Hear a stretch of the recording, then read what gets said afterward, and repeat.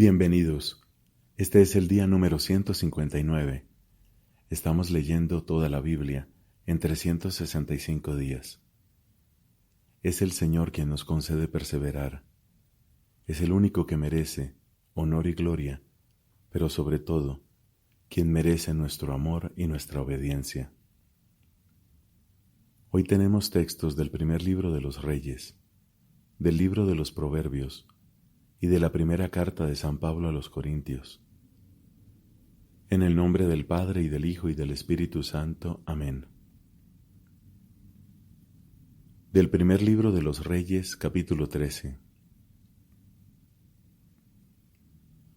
Un hombre de Dios vino de Judá a Betel por orden del Señor, mientras Jeroboam estaba de pie junto al altar para quemar incienso. Y gritó contra el altar por orden del Señor: «Altar, altar, a la casa de David le nacerá un hijo, su nombre será Josías, y él inmolará sobre ti a los sacerdotes de los lugares altos que queman incienso sobre ti, y hará arder sobre ti huesos humanos». Ese mismo día, el hombre de Dios dio una señal diciendo: «Esta es la señal de que ha hablado el Señor. El altar se va a resquebrajar y se desparramará la ceniza grasienta que hay sobre él». Al oír la palabra que el hombre de Dios proclamaba contra el altar de Betel, Jeroboam extendió su brazo desde encima del altar diciendo: «Deténganlo». Pero el brazo que había extendido hacia el hombre de Dios le quedó paralizado y no pudo volverlo atrás. El altar se resquebrajó y se desparramó la ceniza grasienta que había en él, conforme a la señal que había dado el hombre de Dios por orden del Señor. Entonces el rey tomó la palabra y dijo al hombre de Dios: «Aplaca por favor el rostro del Señor tu Dios y ruega por mí, para que pueda doblar mi brazo». El hombre de Dios aplacó el rostro del Señor, y el rey pudo doblar el brazo como antes. El rey dijo entonces al hombre de Dios: «Entra conmigo en la casa para reconfortarte y te daré un regalo». Pero el hombre de Dios respondió al rey: «Aunque me des la mitad de tu casa, no iré contigo. No comeré pan, ni beberé agua en este lugar, porque esto es lo que se me ha mandado por orden del Señor. No comerás pan, ni beberás agua, ni regresarás por el mismo camino». Y se fue por otro camino, sin retomar el que había recorrido para venir a Betel. Había un viejo profeta que vivía en Betel. Sus hijos fueron a contarle todo lo que el hombre de Dios había hecho aquel día en Betel, y también le contaron a su padre las palabras que había dicho al rey. Su padre les preguntó: «¿Por qué camino se fue?». Los hijos le indicaron el camino que había tomado el hombre de Dios venido de Judá, y él les dijo: «Ensíllenme el asno». Le ensillaron el asno y él se montó. Luego se fue detrás del hombre de Dios y lo encontró sentado bajo el terebinto. «¿Eres tú el hombre de Dios que vino de Judá?», le preguntó. «Así es», respondió él. Entonces el profeta le dijo: «Ven conmigo a casa a comer algo». Pero el otro replicó: «No puedo volver contigo ni acompañarte. No comeré pan ni beberé agua contigo en este lugar, porque esta es la orden que recibí del Señor. No comerás pan ni beberás agua cuando estés allí, ni regresarás por el camino que tomaste a la ida». El otro le dijo: «Yo también soy profeta como tú, y un ángel me dijo por orden del Señor: tráelo contigo a tu casa para que coma pan y beba agua». pero en realidad le estaba mintiendo. Así el hombre de Dios regresó con él y comió y bebió en su casa. Mientras estaban sentados a la mesa, la palabra del Señor llegó al profeta que lo había hecho volver, y éste gritó al hombre de Dios venido de Judá. Así habla el Señor. Porque has sido rebelde a la orden del Señor, y no has observado el mandato que te dio el Señor tu Dios. Porque has regresado, y has comido pan y bebido agua, en el lugar del que te había dicho, no comas pan ni bebas agua allí. Por eso, tu cadáver no entrará en la tumba de tus padres. Después que él comió y bebió, el profeta le ensilló el asno, y el hombre de Dios emprendió el camino de regreso. Pero un león lo encontró en el camino y lo mató. Su cadáver quedó tendido en el camino, y el asno y el león permanecieron de pie al lado de él. Unos hombres que pasaban por ahí vieron el cadáver tendido sobre el camino y al león parado junto a él, y fueron a dar la noticia a la ciudad donde vivía el viejo profeta. Cuando se enteró el profeta que lo había hecho volver atrás, dijo: «Es el hombre de Dios que se rebeló contra la orden del Señor. El Señor lo entregó al león que lo destrozó y lo mató, según la palabra que le había dicho el Señor». Luego dijo a sus hijos: «Ensíllenme el asno». Cuando se lo ensillaron, él partió y encontró el cadáver tendido sobre el camino, mientras que el asno y el león estaban de pie junto al cadáver. El león no había devorado al cadáver, ni había despedazado al asno. El viejo profeta recogió el cadáver del hombre de Dios, lo cargó sobre el asno y lo llevó a la ciudad para hacer duelo por él y enterrarlo. Puso el cadáver en su propia tumba y le entonaron la lamentación: «Ay, hermano mío».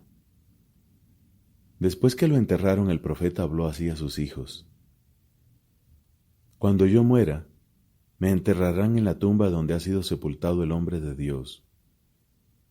Depositen mis huesos junto a los suyos, porque ciertamente se cumplirá la palabra que él proclamó por orden del Señor contra el altar de Betel y contra todos los santuarios de los lugares altos que están en las ciudades de Samaria». Después que sucedió esto, Jeroboam no se convirtió de su mala conducta. Volvió a instituir como sacerdotes de los lugares altos a personas tomadas del común de la gente. Todo el que lo deseaba era investido por él y se convertía en sacerdote de los lugares altos. Esto fue una ocasión de pecado para la casa de Jeroboam y provocó su destrucción y su exterminio de la faz de la tierra. En aquel tiempo cayó enfermo Abías, hijo de Jeroboam. Entonces éste dijo a su esposa: «Disfrázate para que nadie sepa que eres la mujer de Jeroboam y ve a Silo. Allí habita Ahías, el profeta que predijo que yo reinaría sobre este pueblo. Toma contigo 10 panes, unas tortas y un tarro de miel y ve a su casa. Él te va a anunciar qué le sucederá a nuestro hijo». Así lo hizo la mujer de Jeroboam. Partió hacia Silo y entró en la casa de Ahías.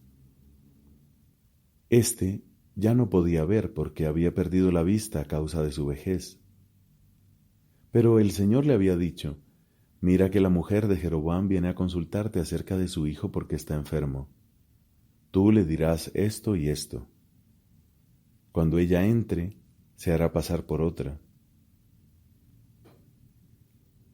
Apenas oyó el ruido de los pasos de la mujer, mientras ella entraba por la puerta, Ahías dijo: «Entra, mujer de Jeroboam. ¿Por qué te haces pasar por otra? Yo he sido enviado para hablarte duramente. Ve y dile a Jeroboam: así habla el Señor, el Dios de Israel. Yo te elevé de en medio del pueblo y te constituí jefe de mi pueblo Israel. Arranqué la realeza a la casa de David para dártela a ti, pero tú no has sido como mi servidor David, que observó mis mandamientos y me siguió de todo corazón, haciendo únicamente lo que es recto a mis ojos. Tú, en cambio, has obrado peor que todos tus predecesores. Has ido a fabricarte otros dioses, ídolos de metal fundido, para provocar mi indignación, y me has arrojado a tus espaldas. Por eso, yo voy a atraer la desgracia sobre la casa de Jeroboam. Extirparé a la familia de Jeroboam todos los varones, esclavos o libres en Israel, y barreré hasta los últimos restos de su casa, como se barre el estiércol bien a fondo. Al de la familia de Jeroboam que muera en la ciudad lo comerán los perros, y al que muera en descampado lo comerán las aves del cielo, porque ha hablado el Señor. En cuanto a ti, vete ahora mismo a tu casa. Apenas pongas tus pies en la ciudad, el niño morirá. Todo Israel se lamentará por él y le darán sepultura. Él es el único en la familia de Jeroboam que entrará en una tumba, porque solo en él se ha encontrado algo bueno para el Señor, el Dios de Israel, en la casa de Jeroboam. El Señor suscitará para Israel un rey que habrá de extirpar la casa de Jeroboam. El Señor golpeará a Israel, y éste se agitará como el junco en las aguas. Arrancará a Israel de este hermoso suelo que dio a sus padres, y los dispersará al otro lado del río, porque erigieron sus postes sagrados, provocando así la indignación del Señor. Él entregará a Israel por los pecados que cometió Jeroboam y por los que hizo cometer a Israel. La mujer de Jeroboam partió y se fue a Tirsá, y cuando franqueaba el umbral de su casa, murió el niño. Lo sepultaron, y todo Israel se lamentó por él conforme a la palabra que había dicho el Señor por medio de su servidor el profeta Ahías. El resto de los hechos de Jeroboam, sus batallas y su reinado, todo eso está escrito en el libro de los anales de los reyes de Israel. Jeroboam reinó durante 22 años y se fue a descansar con sus padres. Su hijo Nadab reinó en lugar de él. Roboam, hijo de Salomón, reinó en Judá. Tenía 41 años cuando comenzó a reinar, y reinó 17 años en Jerusalén, la ciudad que había elegido el Señor entre todas las tribus de Israel para poner allí su nombre. Su madre se llamaba Naamá, la amonita. Judá hizo lo que es malo a los ojos del Señor, provocando sus celos más que todos sus antepasados con los pecados que cometieron. También ellos se erigieron lugares altos, piedras conmemorativas y postes sagrados en cualquier colina elevada y bajo todo árbol frondoso.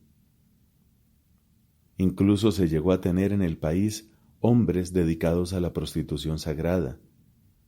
Así imitaron todas las costumbres abominables de las naciones que el Señor había desposeído delante de los israelitas.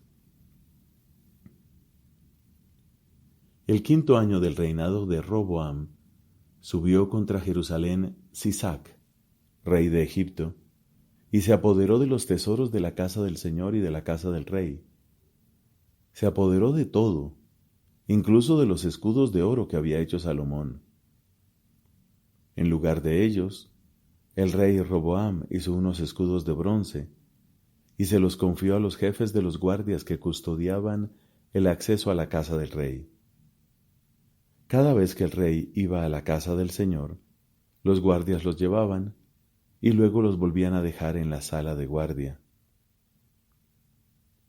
El resto de los hechos de Roboam y todo lo que él hizo, ¿no está escrito en el libro de los anales de los reyes de Judá? Entre Roboam y Jeroboam hubo guerras continuas. Roboam se fue a descansar con sus padres y fue sepultado con ellos en la ciudad de David. Su madre se llamaba Naamá la amonita. Su hijo, Abiam, reinó en lugar de él. Palabra de Dios. Te alabamos, Señor. Comienzo del libro de los Proverbios, capítulo 1. Proverbios de Salomón, hijo de David, rey de Israel, para conocer la sabiduría y la instrucción, para entender las palabras profundas, para obtener una instrucción esmerada, justicia, equidad y rectitud, para dar perspicacia a los incautos y al joven ciencia y reflexión. Que escuche el sabio y acrecentará su saber, y el inteligente adquirirá el arte de dirigir, para entender los proverbios y las sentencias agudas, las palabras de los sabios y sus enigmas. El temor del Señor es el comienzo de la sabiduría. Los necios desprecian la sabiduría y la instrucción. Escucha, hijo mío, la instrucción de tu padre, y no rechaces la enseñanza de tu madre, porque son una diadema de gracia para tu cabeza y un collar para tu cuello. Hijo mío, si los pecadores intentan seducirte, tú no aceptes.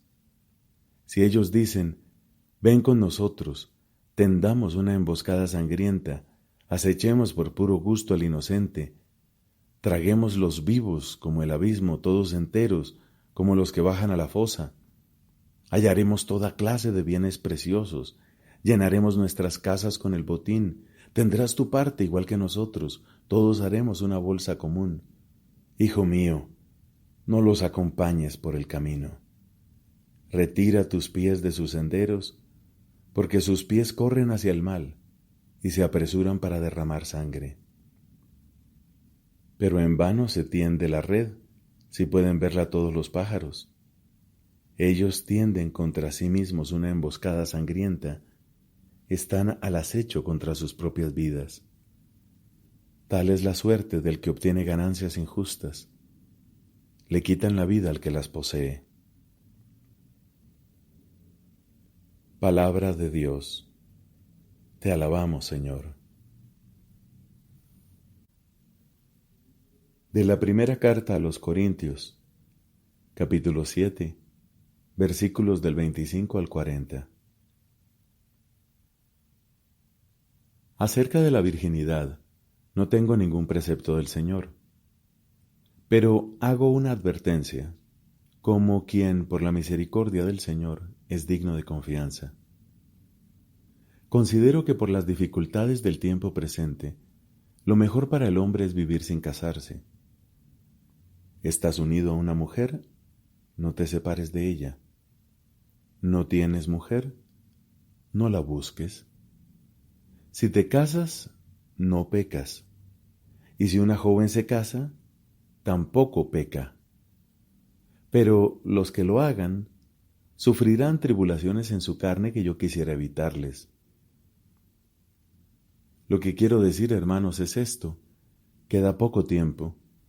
Mientras tanto, los que tienen mujer vivan como si no la tuvieran, los que lloran como si no lloraran, los que se alegran como si no se alegraran, los que compran como si no poseyeran nada, los que disfrutan del mundo como si no disfrutaran, porque la apariencia de este mundo es pasajera. Yo quiero que ustedes vivan sin inquietudes. El que no tiene mujer se preocupa de las cosas del Señor buscando cómo agradar al Señor.